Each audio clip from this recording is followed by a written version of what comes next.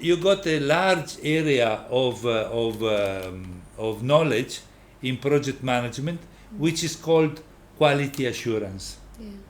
Okay. Now, depending on the specification of your project, it will also be specified to what quality and to what standard it has to comply. Yeah. Okay, that is what you've been pricing for. If you price for a low standard house, then you can expect that the floor will be floated concrete. That there is no painting, that there is no plumbing, because it's a low cost housing. Yeah. But the same house, same design, it could be a high cost housing. So one, it will cost 100,000 pula, the other one will cost 500,000 pula. What is the difference between the two? It's not the design. It's still 3 bedrooms. The roof is still looking the same, but is the specification. Now, when you're starting a project, automatically at the starting of the project, you have to implement now the quality assurance method. You might have in a program, you might have 10 activities that they are 15 days duration.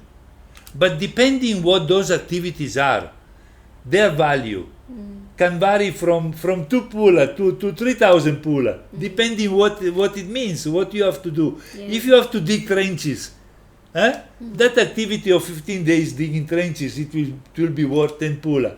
You understand? If you have to put in that 15 days a roof to the house, it will be worth 100,000 pula. It's still 15 days.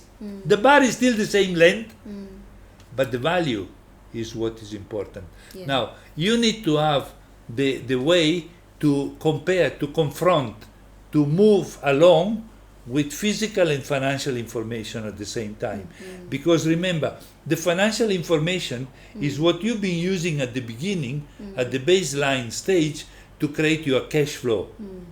In other words, when you have done your planning, you have also planned what are you going to certify, work in progress by work in progress, at monthly working IPCs, intermediate progress certificates. What are you going to draw?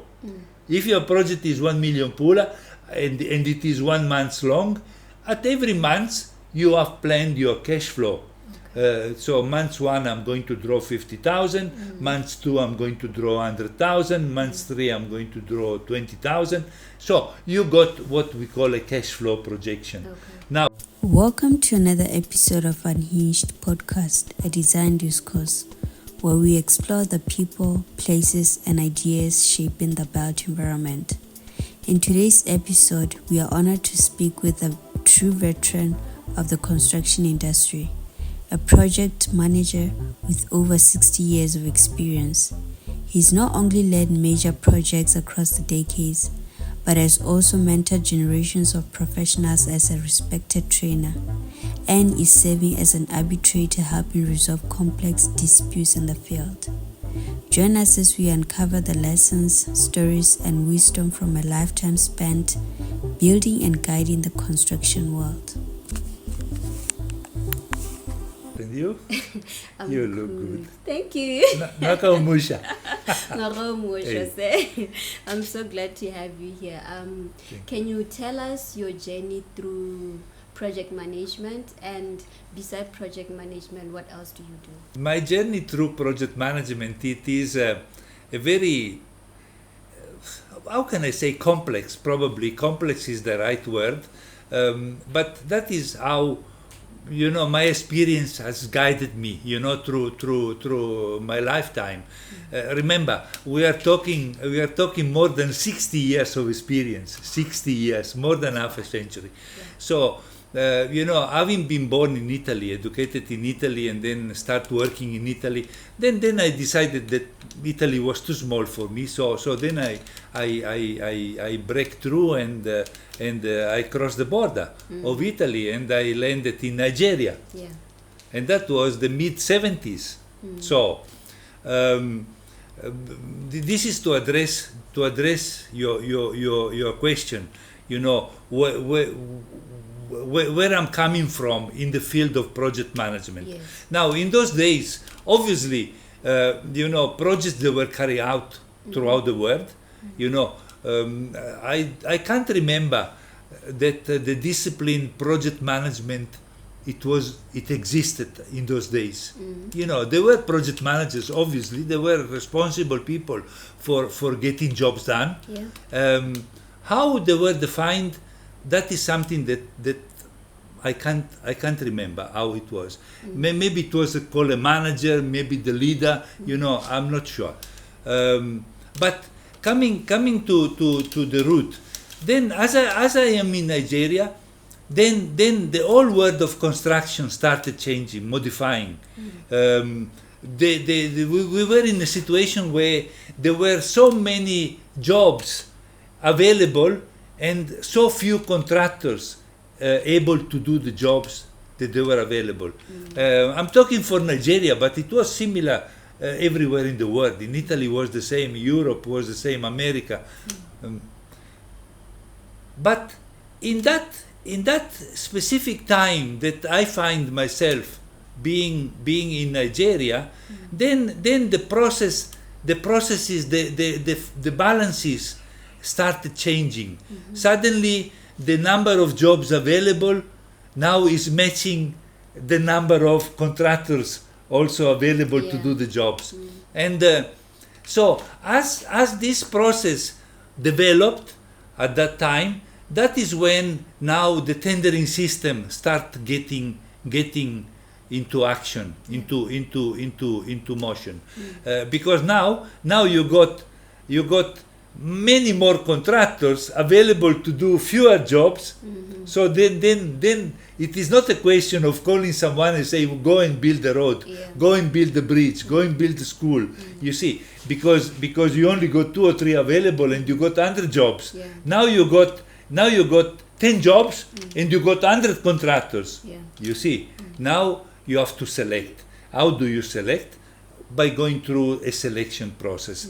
And the tendering process started developing in those days. Now, as from the contractor side, where you were not required, you see, to submit a price and to be in competition with other contractors, suddenly you have to do that. So immediately, when you have to now to price a tender, now you need to know your costing. You see. So I found myself in that world changing. You see. So I had to really work very hard. I remember I was 26, 27 years of age, and I was working so hard, 24/7. I was sleeping 2-3 hours a night because I had to learn how to build up rates, how to do direct costs, how to work out indirect cost, because that is how you structure a tender. You see, you put your direct cost and then you put your markup. Then you calculate your indirect cost, your cost of supervision, all what is not in the direct cost. But it is a process. It's a very, very complex to learn to do it, so that you can prepare a tender and you can submit it. Then if your tender it is competitive, you will get the job. If you are too expensive, you won't get the job. If it is too low, you're going to lose. If you do the job, you see. So it becomes serious. At the same time, the company I was working for, he won a tender, a big tender, a dam in Nigeria, in the north of Nigeria. It was, I still remember, it was about 25-year project. 25 years. A big dam, we had to create a lake. So for this dam, now the company decided to employ a computer, and it was the very first mainframe computer ever seen in the world, produced by IBM, and it arrived there in Nigeria, in our office, but we needed to be trained, and I was selected to be trained. I was selected amongst 4 or 5 engineers, to be trained on computers. So I got my exposure on computer. In the same year, I opened the cost accounting office of the company in order to get prepared for tendering, so determine the cost of production, and And so that is what opened up the world of project management. So I discovered that probably I was having already project management built in my genes. You know, if there is anything like project management in the DNA of a person, I would say I've got it in my DNA. Okay, so and that was the starting, the spark, and then I developed till today. In 50 years, I developed myself with technology. I developed with processes, with the methods, and that is where I am today. Okay, so besides project management, what else do you do? Okay, then they're all related interest, professional interest in a way, because I can call it three major areas of project management. I've got the area of training, that about 25 years ago I developed courses, booklets. I wrote my own books, so I format them in a way that I could train people. You know, I could transfer my knowledge, and to build up capacity in the people around me, in my teams. You know, as I've always been working with teams. So that is the project management is the one big area of interest. Yeah. Training in project management is the second area of interest, and then a related area of interest, I can call it dispute management. You know, in construction management, Lorato, it is almost part of the business that you will have contentious issues developing, because you know, you're dealing with the human factor. Now the human factor, you see, we are two humans here, but you thinking with your mind, I think with my mind. Both of us, we read in the same contract, but you understand something, I understand something else, from the same clauses, and then we start fighting. Now, who is right, who is wrong, you see? So about 20 years ago, I was instrumental in the establishment of the Botswana Institute of Arbitrators. I became a member the same year that it was founded, and I've been a member ever since, and I developed skills. So I'm also an arbitrator. Okay, since you have more than 60 years experience in the industry and as a person more, what do you think what makes like a successful project manager? By I have no doubt in my mind that probably the most difficult project that I had to do in my life, it was a project that it was just, I did it just before retiring from construction. I retired in 2010 from active construction, and I developed myself, I devoted myself totally into consultancy. But the last job I've done, it was, I still remember it because it's very clear in my mind, the refurbishment of the national parks of Botswana. Moremi, Makadikadi Pen and Naipen. Now, that project was about building all new infrastructures, new gates. And there were about 14 different sites in the same project. So imagine now, the project is the development of the infrastructure of the national parks. That is the umbrella. And moving now from Moremi to Makadikadi Pen to Naipen, you know, I had 14 different sites within the same project. The project was about 100 million pula, which it was co-financed by the European Union. So the European Union, they give us roughly half, 50% of the amount. So they gave us 50 million pula, and the Botswana government put the other 50 million. But what was the trick? It was that because they put the money, they also wanted to impose their form of contract. And their form of contract was the European contract. Now, can you imagine to work with the European standard in Botswana to do a job like that? It was something really, really, really demanding. You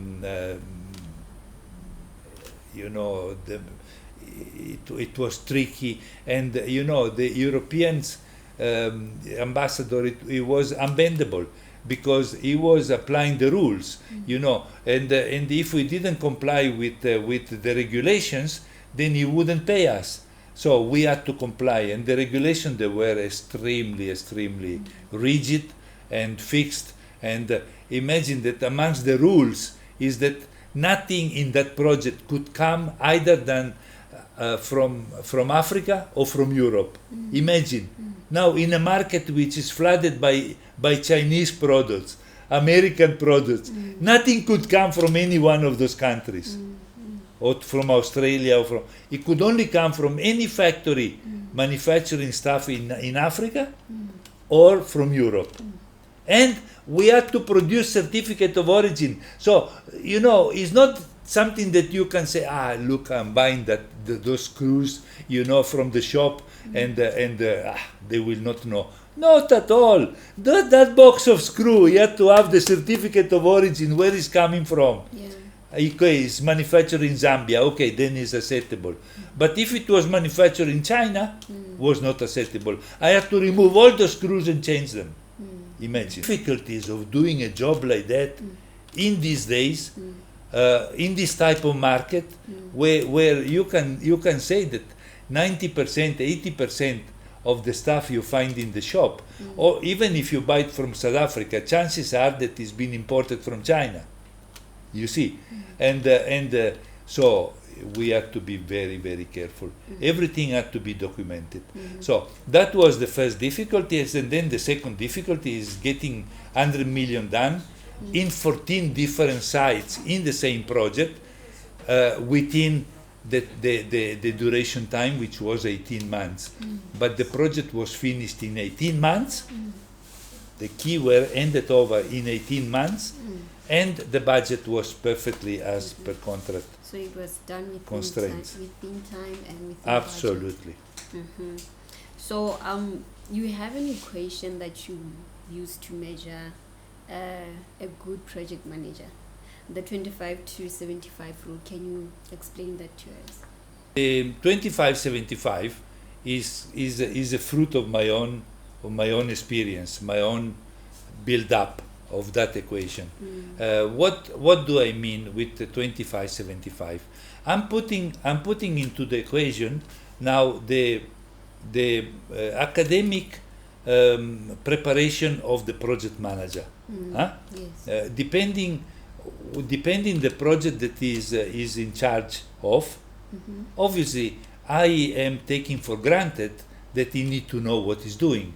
So if he has to build the high tower, you know, a 30-story building, you know, he need to know what it takes to build a 30-story building. Yeah. If he has to make a bridge, same thing, he need to know how to build a bridge. Then,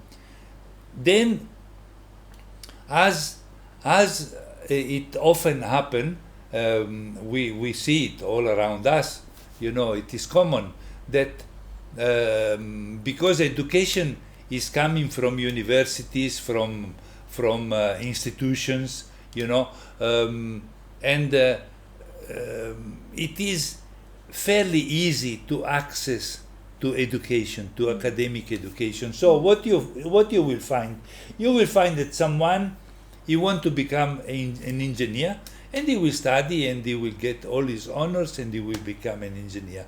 Then at the end of it, now he's a perfect engineer. At the end of his degree, then he want to make one further step and he want to get a PhD in engineering. So he will get his PhD. Then he will go somewhere, he will win a bursary, he will go and he will get a master in engineering. Then he will go to some of these institutions and he will get certified project manager. So we are taking now that figure, that project manager. You can see the picture what I'm depicting to you. You put him on a job. He get appointed to do a certain job and the job fails. It doesn't get finished. Time is out of control. He doesn't they don't know how to control the planning, the monitoring, the tracking, the implementation of the project, the finance. Obviously, once you fall in that trap, also the finance, the cost will follow. It will get out of control. If you had 1 million available for the job, now you are already at 1.5 million, and the job is still not finished. It is a common picture that we see it commonly around us. So when you're putting the picture of that project manager into context of the full context of a project that we are talking about, what I'm saying with my equation, the parameters of my equation, what I'm saying is that person that is failing, although is so highly qualified in terms of documentation, degrees, and academic studies, but is failing. So is missing what I call the 75% of the equation, which is only, I group it in one word. It doesn't have the attitude that project require in order to be completed on time. So it is a way for me to sensitize, the understanding that once you got what it takes in terms of knowledge, but you don't have the skills, you are no way close to succeed in project management. Okay. You are also the founder of First Project Management Institution, right? What sets it apart from what is already existing in the market of project management? It really like to think that we are compensating, we are balancing what it is available there on the market with sensitizing the project managers in the making, the prospective project managers, to understand that if they want to succeed, they have to develop the skills and the attitude, that they require to succeed in project management. What does it mean? It means that what has been working for me all along my career, and it still works today. Listen, today we're talking with a very high degree of technology that is available to us. Computers, they are developed, out of measure. Cell phones and connectivity is second to none. Satellite communication. But what we need to understand is that because of the composition of the teams that build up in project management, you can have a team of 20, 25, 30 people, depending on the size of your project. And in that team of people, you will have quantity surveyors, engineers, architects, accountants, but you will also have a large number of foremen, of small junior managers that, they are all part of the team, and all of them, they got a portion of work to do. They have to report on what they are doing. They have to understand progress reports. They have to understand the reporting. You see, now, what do they understand about technology when they only got, say, standard 5 type of education, formal education? Not much. They know very well how to do the job because they have done it for 30 years, 40 years. So you can't do without them. You have to rely on them.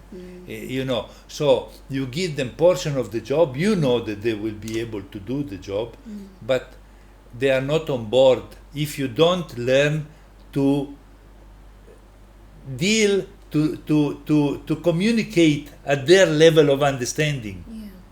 I I can't call a foreman with standard 5 and then I start opening on my screen an MPP program, and then I start talking about all kind of highly technological terminology, and that guy is going to fall asleep.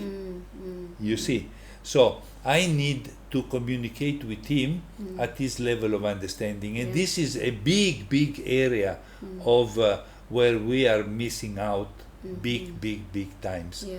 Most of our managers, project managers around us, they are unable to do that. They are highly qualified, and then they are sitting on their throne there, and everybody's here. But that everybody here is the one doing the job. Yeah. And if he doesn't communicate with them, he's not going to get the job done. You see, and then it is common that he will blame everybody, but the first person to blame is him, is himself, because he hasn't established the communication pattern that he need in order to get everybody on board. So, am I answering you? Yeah, you are in a way, because you are talking about closing that gap and simplifying the process of communication and doing the job within the... Yes, Laura, to where I wanted to get to through all this process of wording is to come back to first principles. Yes. Okay. Now, the what still worked for me today is that when I'm doing a very complex program, then I will use technology, yes, to help me to do it in a easiest possible way, effortlessly. Yes. I will do everything with the technology, but then I will reformat everything into first principles: ruler, pencil, and rubber. Yes. And I will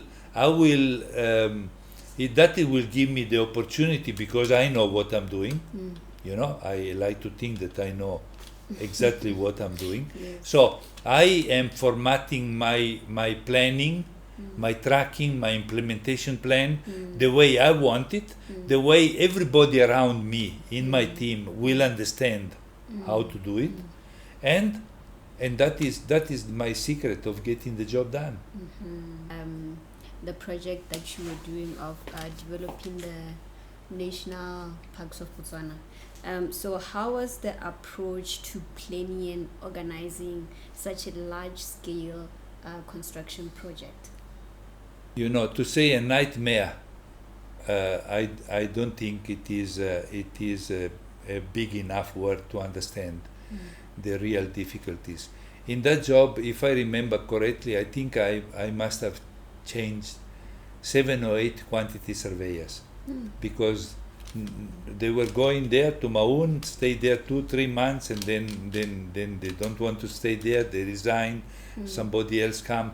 So that was one of the problems. The second part of the logistics of that project was that, because in the national parks there are no tax shops, so how your employees, how your staff eat and survives in that kind of environment. So part of the job, it was that we had to provide food, 3 meals a day, breakfast, lunch and supper. Yeah. I remember going to Lobatse at the meat commission there and buy full trucks of eco meat, Yeah. and then ship it to Maun. Yeah. There were places that they were hardly reachable, even with 6-wheel drive trucks, vehicles. They were so difficult. The path, crossing rivers. Imagine going in the middle of Moremi. It was at certain times of the year, it was just impossible. Now, imagine now having to bring bricks there, bags of cement, wheelbarrows, all your tools, all your equipment. Apart having the people, accommodating them, give them to sleep and to stay there on site, but feed them, but also bring all the material to the site. To keep your planning always under control, and that was my job. I took it under my control, although I wasn't I wasn't the project manager of the job. I was the general manager of the company. You see, that was one of my big jobs. Yeah. It was a big company, and that was one of the many jobs that we were doing. But I had to take charge of it, and I had to become the so-called project manager. So and that is what has made the job so worthwhile in my formation. Remember that when I've done the job, I was already 65 years of age. I wasn't a spring chicken. Oh, yeah. As we say. You see, so I was retiring from construction, and I still had to do such a major, challenging contract. Yeah. Where I want to get to is that the effort that I put into that job, they were very, very well repaid off, because I finish on time. The quality is still there 20 years later, still there talking for itself. What project management methodologies or frameworks have been the most effective in your work? The methodology? Yes, or frameworks that have been effective in your work as a project manager. Okay, what my tendency is that you got different phases in a project. Okay, Yes. you got the conceptual stage, which is when parliament in a country decide that they need a school in a certain area, an hospital in another area, a road in another region. So politicians, they're negotiating now in parliament what they need.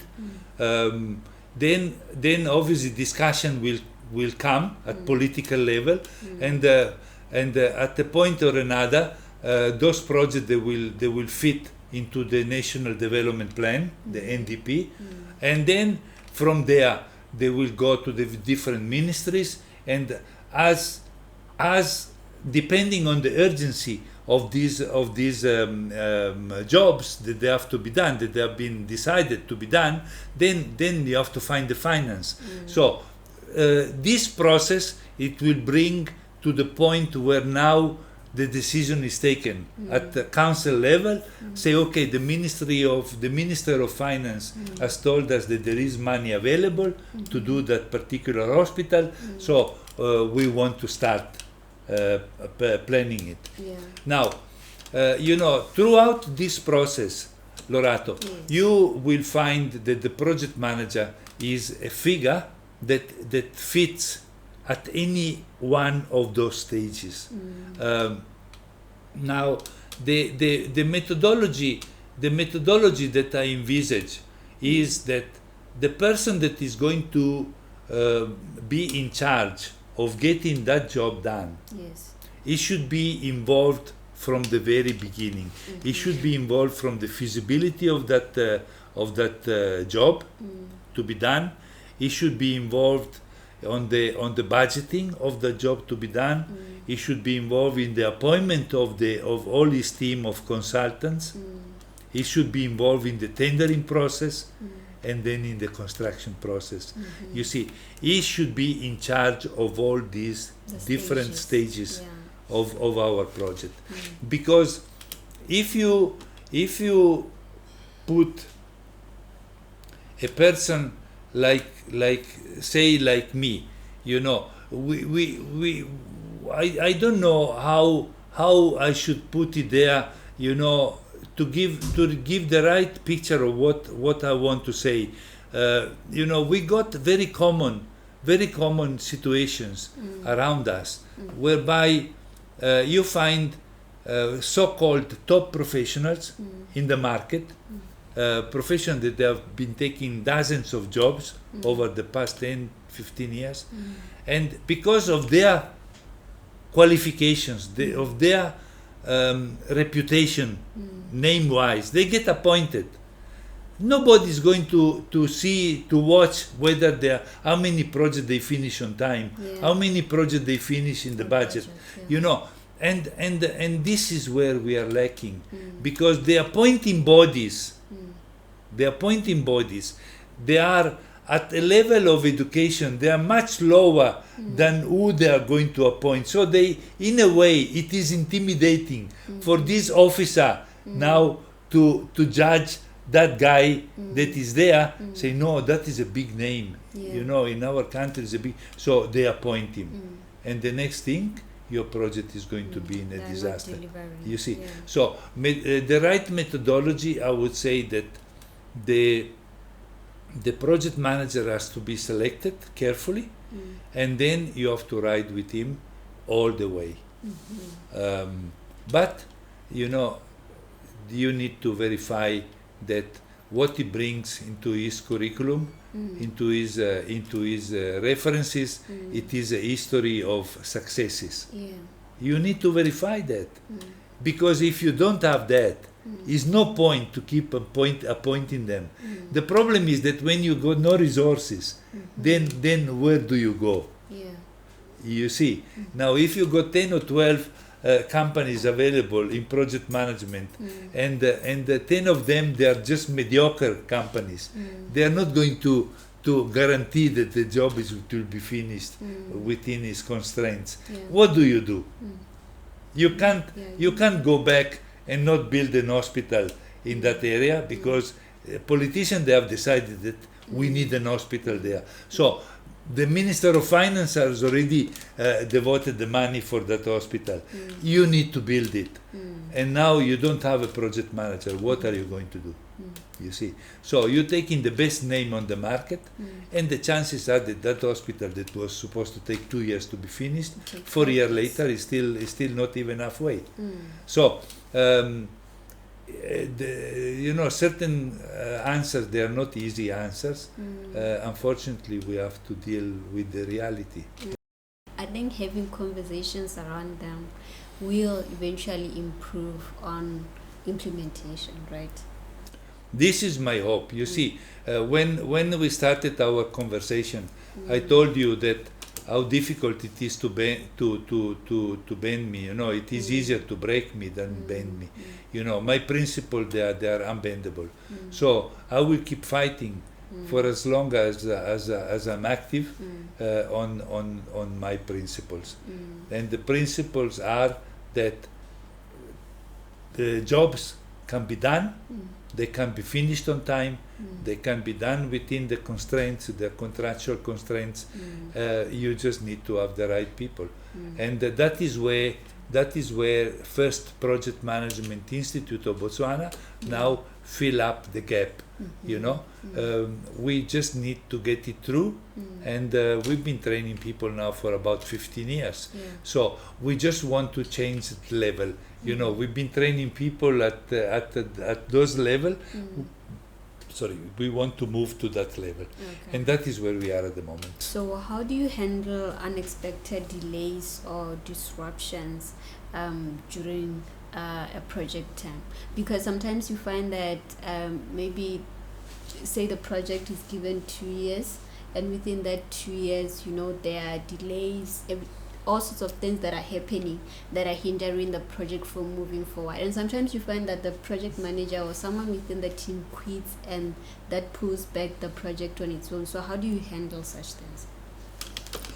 Okay, yeah, again, I will have to refer to my own personal leading style. Yeah.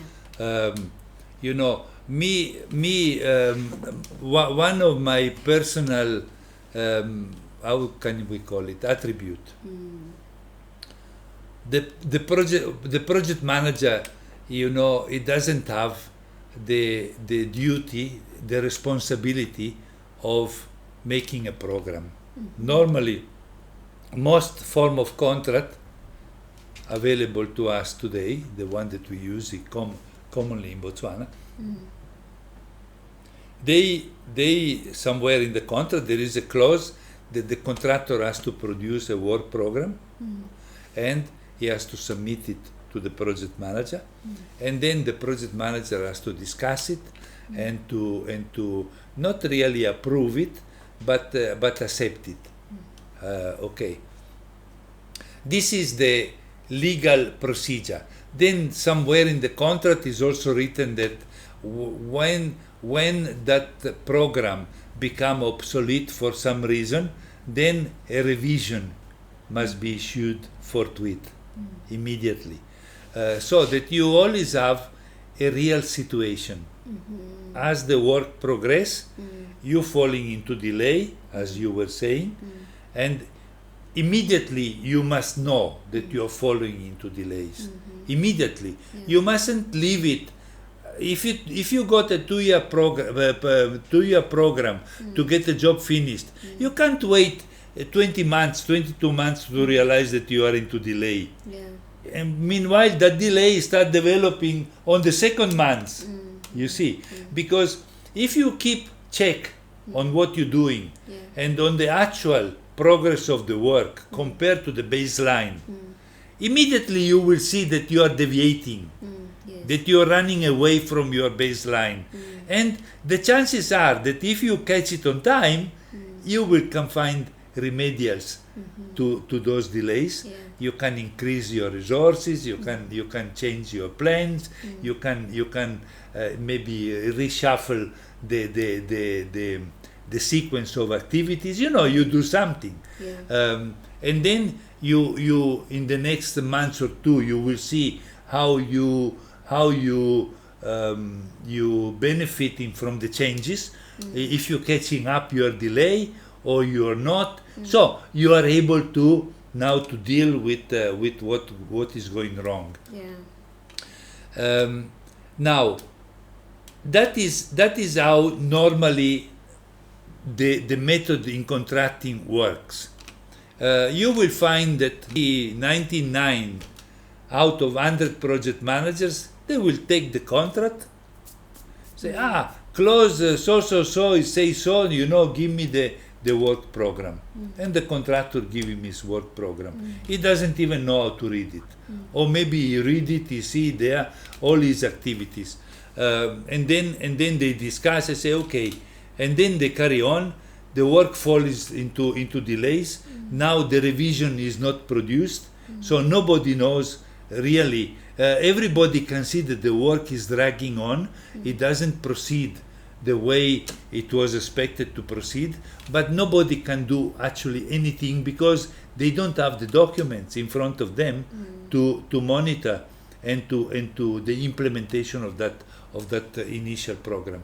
So in my method, what I'm used to do in my own career, my own life, is I'm producing my own program. So I'm working day and night.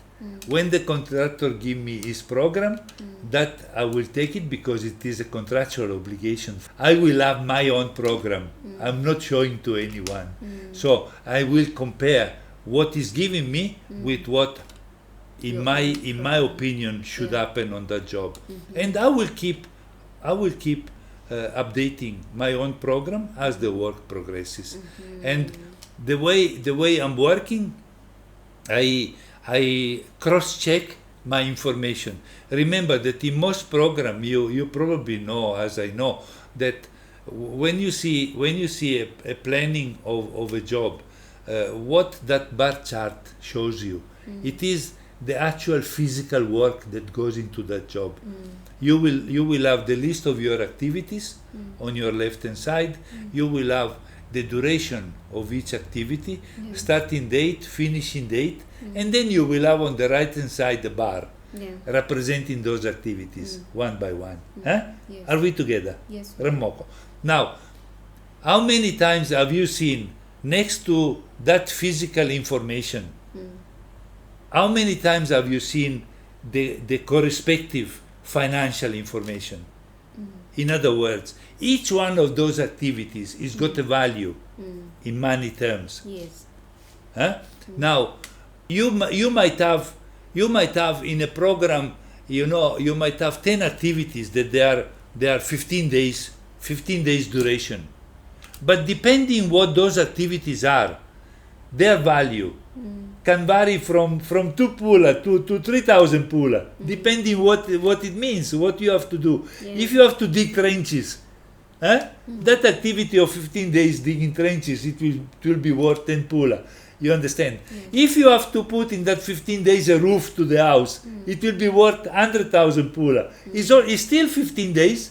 The bar is still the same length, but the value is what is important. Yeah. Now, you need to have the way to compare, to confront, to move along with physical and financial information at the same time. Because remember, the financial information is what you've been using at the beginning, at the baseline stage, to create your cash flow.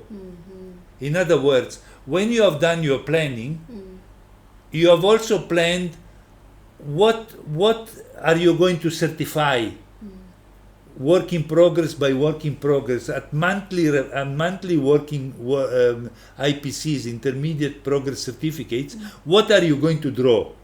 If your project is 1 million pula and it is 1 month long, at every month you have planned your cash flow. So month 1 I'm going to draw 50,000, month 2 I'm going to draw 100,000, month 3 I'm going to draw 20,000. So you got what we call a cash flow projection. Okay.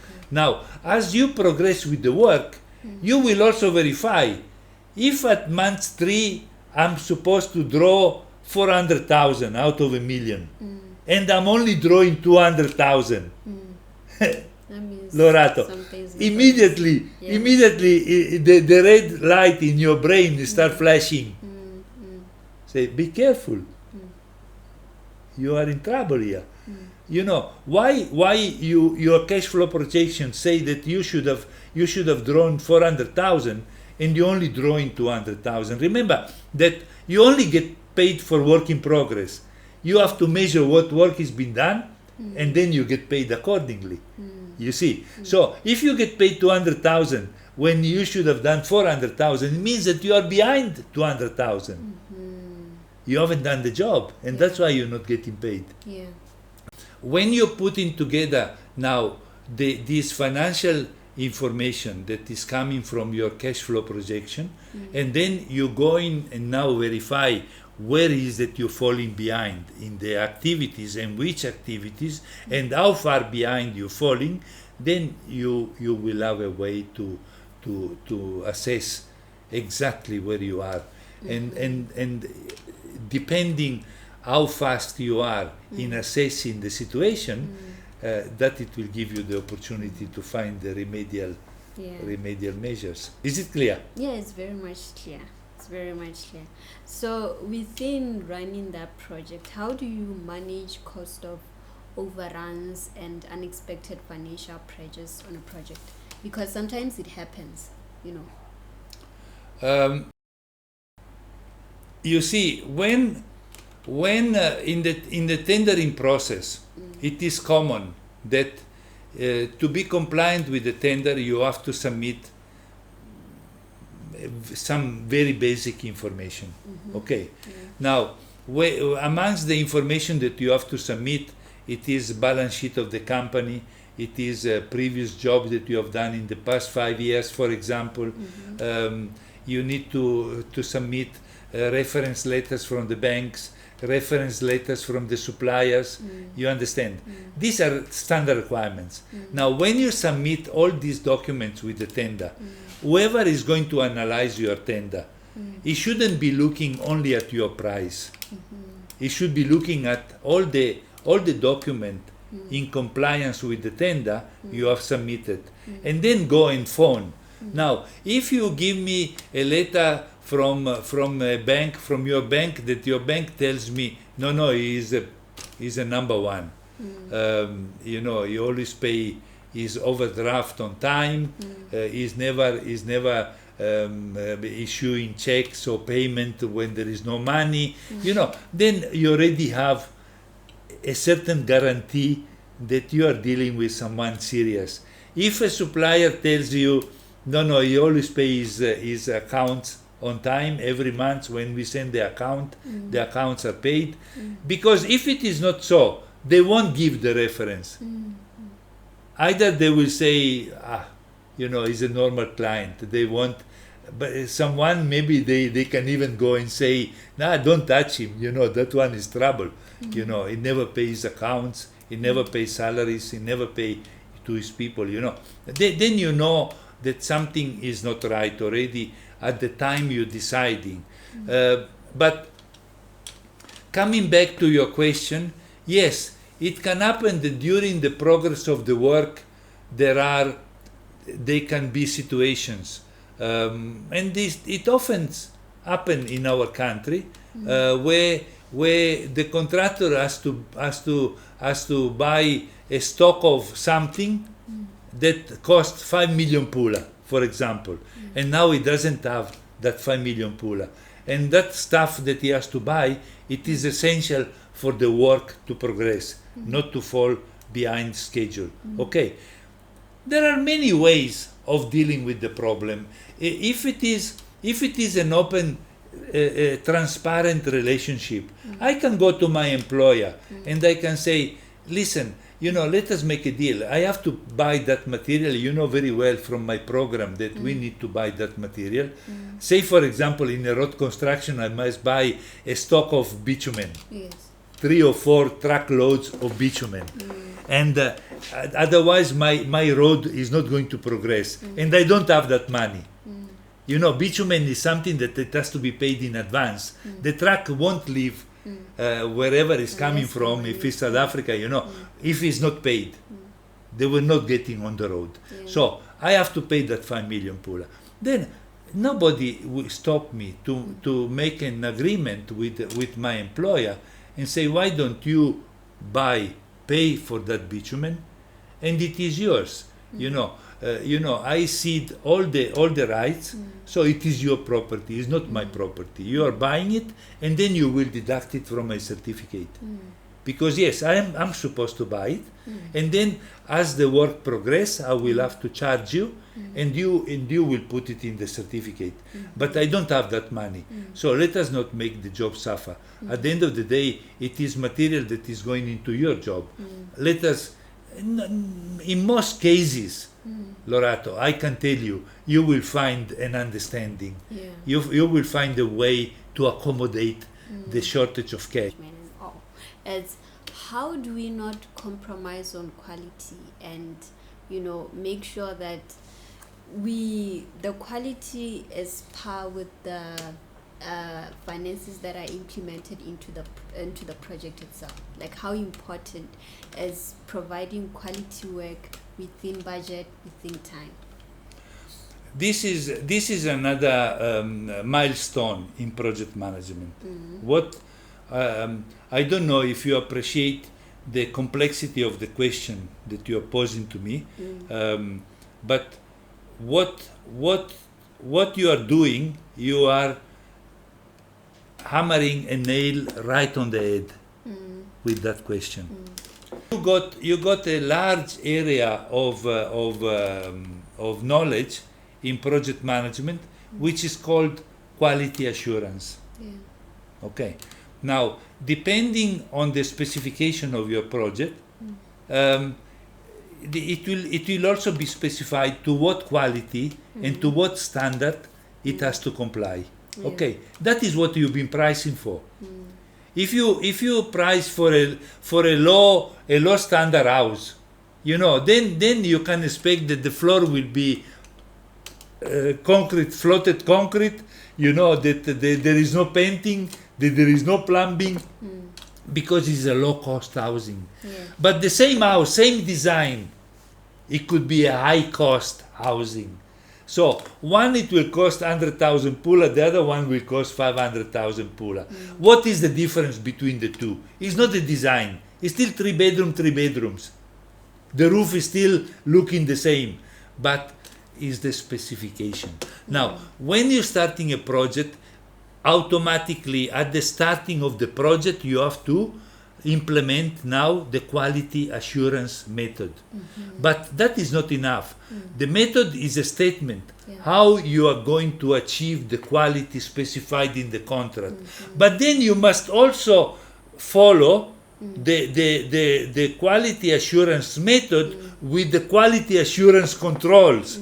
Now, what are you going to put in place to verify that whatever method of quality you are binding yourselves is happening? you know, you are an architect, huh? Now you will understand that I'm building this room for you. And now you are one of those project managers that is always in Maun, is always in Kasane, you know. And when I'm calling you, I'm going to tell you, okay, your room is finished. And then you come, and now you come with your book, and you start working what we call the snag list. Have you seen those snag lists? Yes, I have. Now you start saying, that switch there, it was supposed to be 1 meter from the floor, and is 1.2 meter, not acceptable. Those tiles, look at those grouting, look at those joints. You know, it's supposed to be 5 millimeter, and this 10 millimeter, 8 millimeter, 15 millimeter. No, rejected. So you're going to make me a 20 pages snag list. Now, how is it going to help the project when you never been there, you never follow the progress of the work? Yes, it is true, it is my responsibility. I should have understand, you know, the specification of the project. But then what is your position as a project manager if you haven't monitored that what it is specified in the contract is actually happening? So, you know, it is a balance of effort. Now, the methodology, it has to be done by the contractor, the quality assurance method, and the quality assurance control to ensure that the method, it is actually taking place. But the project manager has to verify that what it is stated, it will actually happen. You can't expect the end of the job and then come and reject everything. It's not going to help anyone. So everyone will be in trouble at that point, you see. And the job will not be compliant with the quality. Advice do you have for aspiring project managers in construction, engineering, every field? The most difficult thing that anyone can do at any level, Lorato, the most difficult thing for any one of us, as I'm talking as human, you know, is what I call the human factor. Is the ability, the capacity to recognize, to realize what is that you don't know. You see, most of us in our own professional capacity, we think we are the best. You are an architect, you think you are the best architect. I'm an engineer, I think I'm the best engineer. But then in practice is not so. Not always. You see, not always. So very often we got lacks of capacity. So the most difficult attribute, and that goes back to attitude. You got to have the attitude to analyze, to weight your potential, your capacity, and then from there you have to see where you're lacking, and where you're lacking you have to compensate somehow. You have to go and find, you know, you are not expected to be perfect in every field of what you're doing, but where you can't reach, your ability, it will be to find the right expert. You know, we got what we call expert advice, expert witnesses, expert, you know, in construction, and is there for a purpose. If you do something that requires a particular expertise that we don't have, we have to find the person with that expertise to appoint him. You know, it is all part of the process of getting the job done. All right. Thank you very much for joining us today. Thank you. I appreciate it. It was really a pleasure.